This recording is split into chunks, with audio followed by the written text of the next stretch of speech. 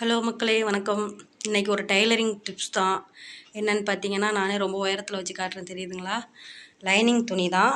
Lining துணி இவ்வளோ அகலம் மடித்து போட்டிருக்கேன் பாருங்கள். இது அம்பர்லா கட்டிங்க்கு. எப்படி இவ்வளோ உயரம் வந்தது அப்படிங்கிறத காட்டுறது தான் இன்றைக்கி டிப்ஸு.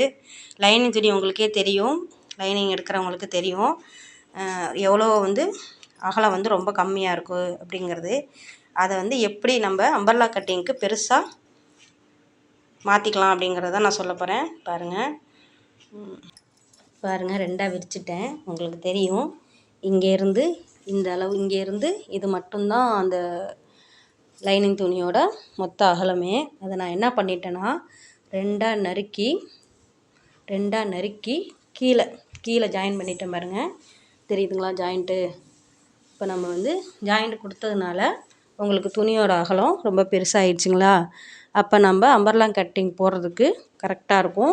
ரொம்ப குண்டாக இருக்கிறவங்களுக்கு இந்த டிப்ஸு, ஒல்லியாக இருக்கிறவங்களுக்கும் இந்த டிப்ஸ் தேவை தான். ஏன்னா ரொம்ப உங்களுக்கு இந்த அகலம் ரொம்ப கம்மி.